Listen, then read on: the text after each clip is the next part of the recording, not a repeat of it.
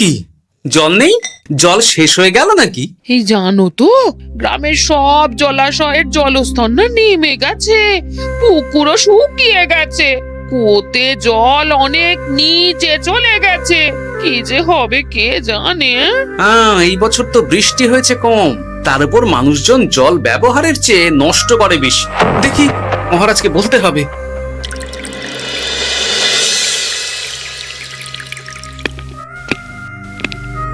এই তো গোপাল এসে গেছে। শুনেছো, রাজ্যে সকল জলাশয়ে শুধু শুনিনি, চাক্ষুষ দেখেছি, আর এর কারণ ও তার সমাধানও ভেবে এসেছি মহারাজ। তুমি কি বলতে চাইছো সেটা বলো না খোলসা করে। মহারাজ, আসন্ন দিনে জলাভাব মেটানোর একটাই উপায়, তা হলো প্রজাদের উপর কর চাপানো। মহারাজ, আমার ঠাকুরদা বলতেন, যা মেলে মূল্য বিনে তার মূল্য কে আর জানে। আমরা যেহেতু জলের মতো এত মূল্যবান সম্পদ বিনামূল্যে পাচ্ছি, তাই একে গুরুত্ব দিতে শিখিনি। সবাই মিলে দেদার জলের অপচয় করছি। আমি এই অপচয়ের বিরুদ্ধে কর বসানোর পরামর্শ দিচ্ছি মহারাজ। জলের জন্য দেবে দাম, ছুটে যাবে কাল ঘাম। হ্যাঁ, যখনই জলের জন্য কর দিতে হবে, তখনই জলের অপচয় বন্ধ হবে। এতে লাভটা কি হবে গোপাল? মানুষ কম জলে কাজ করা শিখে যাবে, ফলে আগামী দিনে যদি জল সম্পদ কমেও যায়, এই কৃষ্ণনগরের প্রজারা আগে থেকেই তার জন্য প্রস্তুত হয়ে যাবেন। কিন্তু আমি আমার প্রজাদের কাছ থেকে জলের দাম নেব গোপাল? না মহারাজ, কর বাবদ যে অর্থ উপার্জন হবে, তার সাথে আপনার দান মিলিয়ে রাজ্যের মধ্যে একটা বিরাট কৃত্রিম জলাধার বানানো হবে। বাহ বাহ বাহ! যেখানে বৃষ্টির জল সংরক্ষণ করা যাবে মহারাজ। এতে সারা বছর ধরে আর কোনো জলের অভাব থাকবে না মহারাজ। গোপালের প্রস্তাব বড় ভালো লেগেছে। আগামী দিনে ইতিহাসে এই কর্মযজ্ঞের কথা লেখা থাকবে বলেই আমার বিশ্বাস। আর তাই আমি গোপালকে এই মুহূর্তে 50টি স্বর্ণমোহর উপহার দেব বলে ঘোষণা করছি। সাধু সাধু সাধু।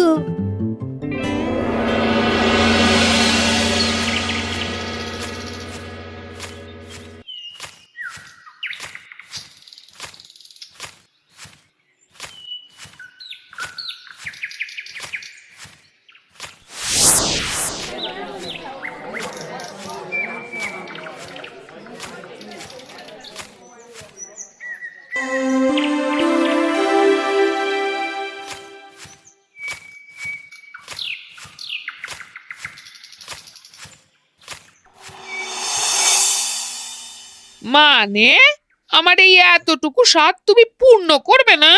আমি কি নিজের জন্য চেয়েছি নাকি? সবই তো পাবে তোমার মেয়ে আর জামাই। হ্যাঁ, সে বুঝেছি গিন্নি, তাই বলে এতগুলো মুদ্রা আমি খরচ করতে পারবো না। পারবে না? আমি তাঁতির বাড়ি থেকে মেয়ে জামাইয়ের জন্য কয়েকটা শাড়ি আর ভালো পাঞ্জাবি কিনে একটু পাঠাবো। কিন্তু এখন আমার কাছে অত মুদ্রা নেই গিন্নি, পরে পেলে আমি ঠিক তোমার স্বাদ পূরণ করব। আবার বাজে কথা বলার জায়গা পাও না তুমি। এতক্ষণ কোথায় ছিলে গো? আমি বেলায় নদীর পাড়ে গিয়েছিলাম, তখন কমলা আমাকে বললো তোমায় নাকি দেখেছে। কি দেখেছি?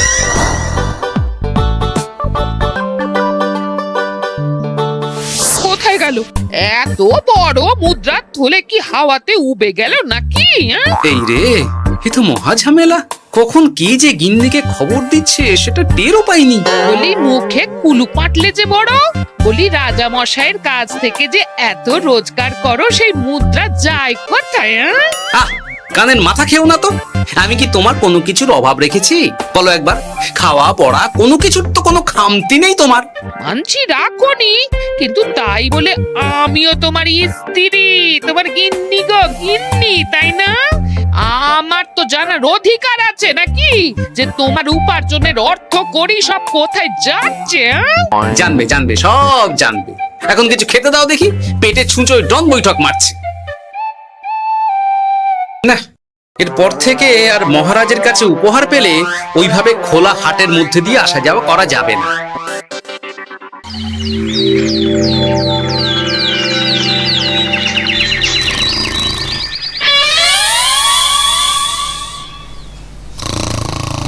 তোমার আর কোনো চিন্তা নেই গোপাল।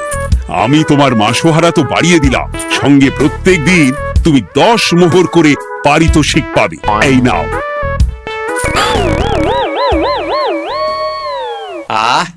এই ভোরবেলায় একটা জব্বর স্বপ্ন দেখা গেল বটে। এই স্বপ্ন খুলে গেলে আর কোনো চিন্তা নেই। গিন্নি, ও গিন্নি, বলি গেলে কোথায়? গিন্নি, সাড়া নেই। ও গিন্নি, রাগ করলে নাকি গো? আরে এসো এসো, এমন একটা স্বপ্ন দেখেছি না যে তোমার আর কোনো চিন্তা থাকবে না গিন্নি। মোহর আর মুদ্রা একেবারে ঝরে পড়বে গো।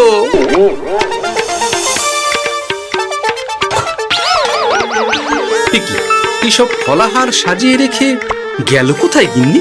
নিজের বাপের বাড়িতে তো যাবে না, কেউ নেই সেখানে। মেয়ের বাড়ি গেল নাকি? না, মেয়ের বাড়িতে তো গিন্নি যায় না। তাহলে না না, খালি পেটে এত ভাবতে পারছি না। আগে মুখ হাত ধুয়ে এসে কিছু খেয়ে নি, তারপর দেখি গিন্নি কোথায় গেল। না, গিন্নিকে তো কোথাও দেখলাম না। গেল কোথায়? যাকে আগে রাজবাড়িতে তো যাই, ফেরার সময় না হয় আবার খোঁজ নেব, ততক্ষণে ফিরেও আসতে পারে।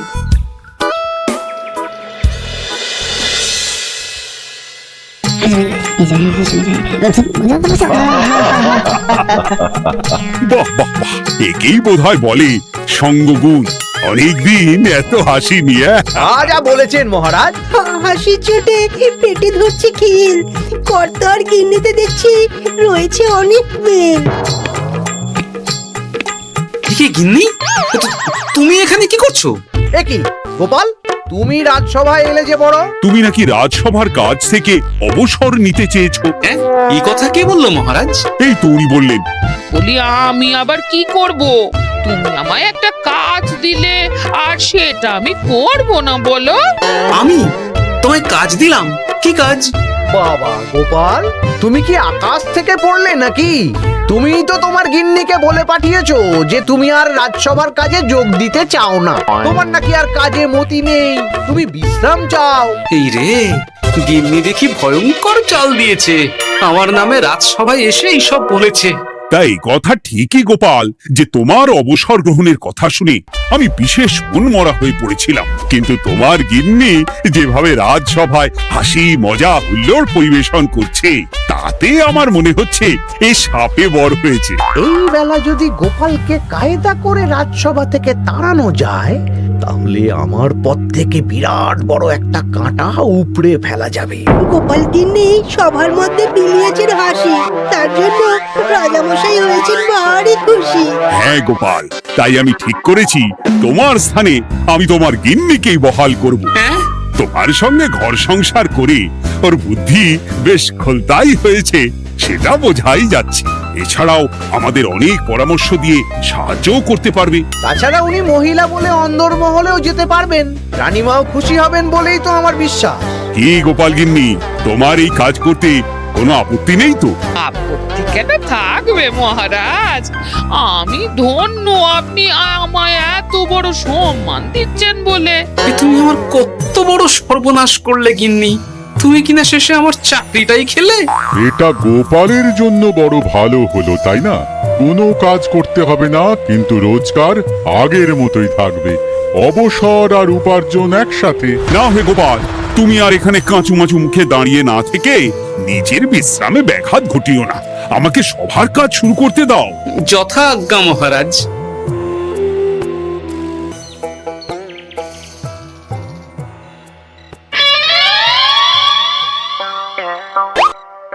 মানে মহারাজ সমস্যার সমাধান করতে দিয়েছেন তোমাকে, আর তার উত্তর দেব আমি? কেন? তুমি আমার চাকরি খাবে আর তোমার সেই চাকরি রাখার দায় নেব আমি? হ্যাঁ হ্যাঁ নেবে। মানে কাল রাজসভায় মহারাজের সমস্যার সমাধান করব, সেই মতো কথা দিয়ে এসেছি। হ্যাঁ, আগাম 10টা মুদ্রাও পাঠিয়ে এনেছি। তার থেকে তোমায় একটা মুদ্রা দিলাম। এখন মানে মানে আমাকে উত্তর বলে দেবে, না হলে আমি কেন দেব? আমি পাবো একটা মুদ্রা, আর তুমি আমার কাছে উত্তর জেনে নিয়ে সেটাই বলে পাবে 9 মুদ্রা। কিছুতেই না। বলবে না? না। তাহলে ভালো করে শুনে রাখো, আজ থেকে ঘরের উনুনে হাঁড়ি চড়বে না। চাকরি তো খুইয়েইছো, এবার না খেয়ে প্রাণটা খোয়ানোর জন্য তৈরি হয়ে যাও। হ্যাঁ। ওরে বাবা, এমন কথা কেন বলছো গো গিন্নি? তুমি তো জানো যে খিদে একদম সহ্য করতে পারি না। এখন যদি তুমি এইসব বলো, তাহলে আমার রক্ষে নেই গো। বেশ, তা তাহলে আমি যা জানতে চাইছি সুসুর সুসুর করে বলে ফেলো দেখি। এ আমি কি শাঁখের করাতে পড়লাম রে বাবা। ঠাকুর, এত দুর্ভোগ লেখা ছিল, ঘরে বাইরে সব জায়গায় এত হেনস্থা যে সহ্য করা যায় না ঠাকুর।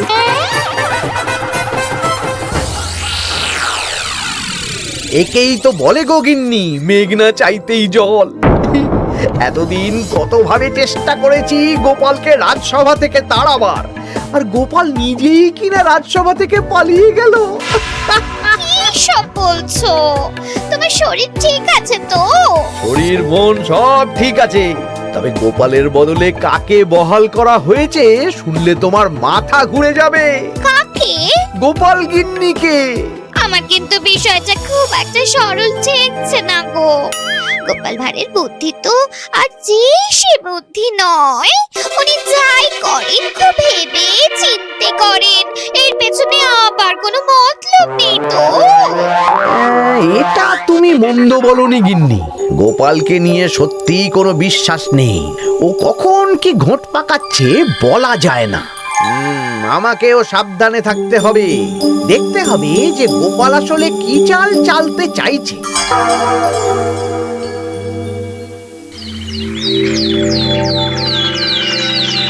হ্যাঁ গোপাল গিন্নি, এই একটাই প্রশ্ন আমায় সারা রাত ধরে জাগিয়ে রেখেছে। মানুষ মরে ভূত হয়, ভূত কি মরে? তাহলে ভূত মরলে কি হয়? ইয়ে মানে মহারাজ, এই প্রশ্নের উত্তর আমার আজকে দিতে ইচ্ছে করছে না। হ্যাঁ, আমি না হয় আপনাকে আগামীকাল এই প্রশ্নের উত্তর দেব, ঠিক আছে? হ্যাঁ, গাছ থেকে পড়ে গেলে জাপটে ধরে ডালকে। আজকের প্রশ্নের উত্তর উনি দেবেন কালকে। না হে গোপাল গিন্নি, তা হয় না। এই প্রশ্ন আমাকে সারা রাত বিচলিত করেছে। আবার যদি আজকেও এই প্রশ্নের উত্তর না পাই, তাহলে তো আবার একটা নিদ্রাহীন রাত আমাকে কাটাতে হবে। ইয়ে মানে আমি বলছিলাম কি মহারাজ, গোপাল গিন্নি তো সদ্য এই কাজে বহাল হয়েছে, তাই তাকে তো একটু সময় দেওয়া দরকার নাকি? কিন্তু প্রশ্নের উত্তর না পেলে যদি মহারাজের শরীর খারাপ হয়, তার দায় কে নেবে মন্ত্রী মশাই? এই রে, এখন আমি কি করব? এ তো মহা বিপদে পড়লাম দেখছি। আচ্ছা মহারাজ, ঠিক আছে ঠিক আছে, আমি এই প্রশ্নের উত্তর দেব, কিন্তু আমার না একটু সমস্যা আছে। খোলা হাওয়াতে গিয়ে না দাঁড়ালে আমার ঠিক মাথা খোলে না, তাই বলছিলাম। তাই না হয় যাও, হাওয়া খেয়ে এসে মাথাটা খোলতাই করে নাও, কিন্তু এই প্রশ্নের উত্তর আমাকে আজকেই দিতে হবে। হ্যাঁ, উফ, এই যে কি সমস্যা! সারাদিন ঘরে বসে থেকে থেকে তো আমার সারা গায়ে বাদ ধরে গেল। সেই সকালবেলা আমাকে ফলাহার কুড়িয়ে দিয়ে গিন্নি তো চলে গেছে রাজবাড়িতে চাকরি করতে। এদিকে আমার যে পেটে কিচ্ছুটি নেই, তার কি হবে? মহারাজ দোকানে গিয়ে যে ভালো মন্দ খাবো তারও উপায় নেই, তাহলেই তো কাঁড়ি কাঁড়ি খরচা। না, একবার দেখি তো উনুন ধরিয়ে অন্তত ভাতটা চাপাতে পারি কিনা, তাহলে গিন্নির ওই হাঁড়ি না চড়ার হুমকির হাত থেকে অন্তত বাঁচা যাবে।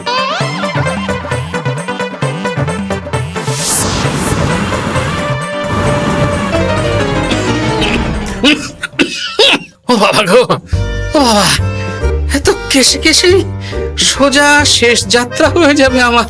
না, এর চেয়ে না খেয়ে মরাও ঢের ভালো। দেখি তুমি বাড়িতে কেন?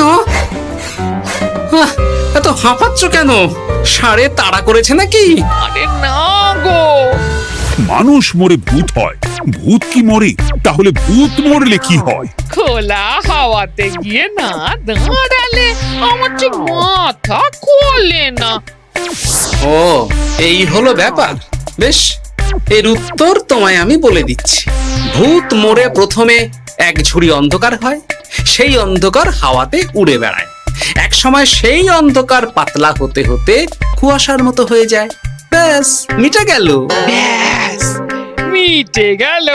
যদি রাজা মশাই এই কথা বিশ্বাস না করেন, হ্যাঁ, তুমি হলপ করে বলবে আপনি যখন মরবেন একদম মিলিয়ে নেবেন মহারাজ। এর চেয়ে এক পা এদিক ওদিক হয় না যেন। হ্যাঁ, এই না হলে তুমি গোপাল ভাঁড় হ্যাঁ? বুঝেছো তাহলে? এই তুমি চিন্তা করো না, রাজবাড়ি থেকে ফেরার সময় আমি তোমার জন্য অনেক অনেক বাজার করে আনবো, ঠিক আছে? এই আমি যাই। এ তো ভারী মজা হলো। মহারাজ তক্ষুনি প্রশ্নের উত্তর চাইলে গিন্নি এইভাবে সেই রাজবাড়ি থেকে দুধ দাঁড়িয়ে ছুটে আসছে উত্তর জানতে। আমাকে তুমি একটা চাল দিয়ে কুপকাত করেছে তো গিন্নি। এইবার বুঝবে কত ধানে কত চাল।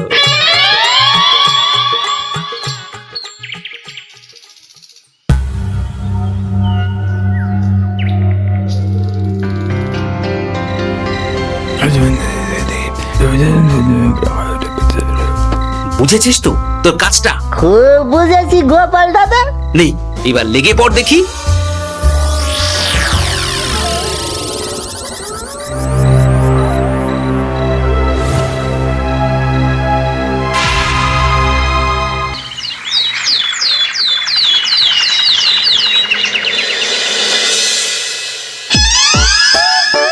তাহলে আর বলছি কি তোমাদের, সকালবেলায় উঠে দেখি মুখের এই হাল। এই কাণ্ড কি করে হলো মহারাজ? তার আমি কি জানি। আমি সকালে উঠে আয়নায় নিজেকে এই অবস্থায় দেখে খুব চিন্তায় রয়েছি। গোপাল গিন্নি, আগে মহারাজ, গোপাল থাকলে যে কাজ করতো সেটা তো তোমাকেই করতে হবে, বলতে হবে এর সমাধান কি। হ্যাঁ মানে আমি হ্যাঁ হ্যাঁ, আমার মনে আছে। তোমার তো আবার হাওয়া না খেলে চলে না। যাও যাও, তাড়াতাড়ি হাওয়া খেয়ে এর উত্তর নিয়ে এসো।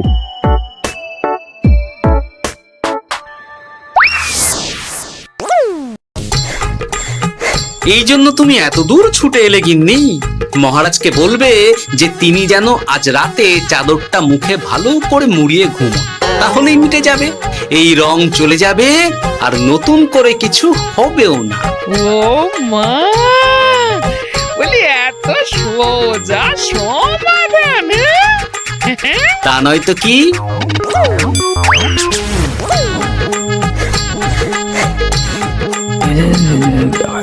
কাল সারা রাত আকাশে একবার দেখলাম চাঁদ উঠেছে, আর একবার দেখলাম ঘোর অমাবস্যা। এর কারণ কি? একই রাতে দুই তিথি হয় কি করে? মানে আর একটা সমস্যা, হ্যাঁ, এটা আগে বললেই তো হতো মহারাজ।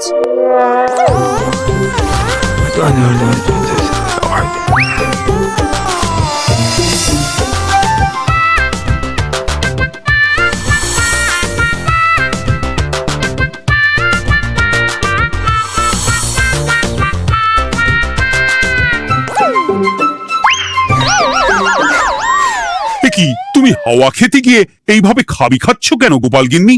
এর কারণ আমি জানি মহারাজ। সে কি কাণ্ড, তুমি কি করে জানলে? গোপাল গিন্নি মোটেও হাওয়া খেতে যায়নি মহারাজ, সে গেছিল নিজের বাড়িতে গোপালের কাছে আপনার বলা প্রশ্নের উত্তর জেনে আসতে। মানে গোপাল গিন্নি তার মানে আমাকে ঠকিয়েছে? তা জানি না মহারাজ, তবে আমার মনে হয় এর পেছনে গোপালের কোনো গভীর ষড়যন্ত্র আছে, না হলে সে এমনটা করবে কেন? আর এক রাতেই আপনার সাথে এতগুলো অদ্ভুত ঘটনা পর পর ঘটবে কেন?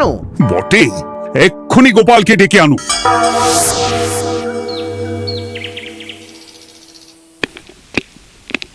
না মহারাজ, আমি সত্যি অবসর চেয়েছিলাম, আর তাই আমার গিন্নি আপনার কাছে এসে বলেছিল। ওর কোনো দোষ নেই মহারাজ। না মহারাজ, আমি মিথ্যে কথা বলেছি। হ্যাঁ, উনি আপনার কাছ থেকে পাওয়া সোনার মোহর নিয়ে বাড়ি যান না, তাই আমি ওকে শায়েস্তা করতে এই ফন্দি করেছিলাম। আসলে মহারাজ, আমি আপনার কাছ থেকে পাওয়া সোনার মোহর জল প্রকল্পের কাজে লাগাবো বলে কিছু জনকে নিয়ে একটা দল গঠন করতে গিয়েছিলাম, আর তাদের কাছেই ওগুলো রেখে এসেছি।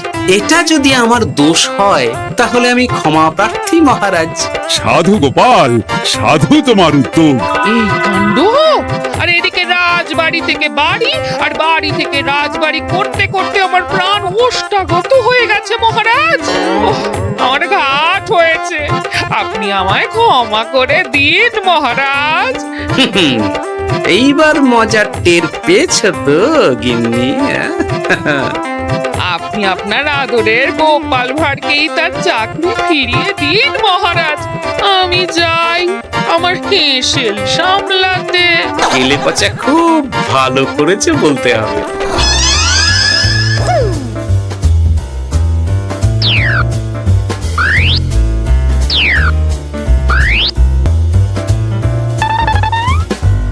তবে মহারাজ, অমাবস্যা পূর্ণিমা সব আমার বুদ্ধিতেই কেলেপচা করেছিল। আপনার ওই মুখের রং,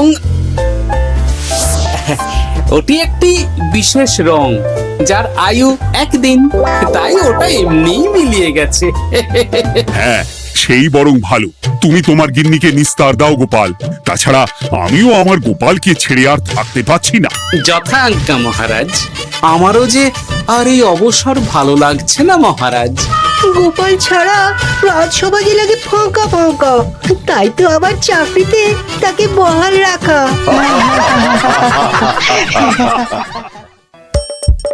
হাসির রাজা, জ্ঞানের রাজা, রসিক রাজা।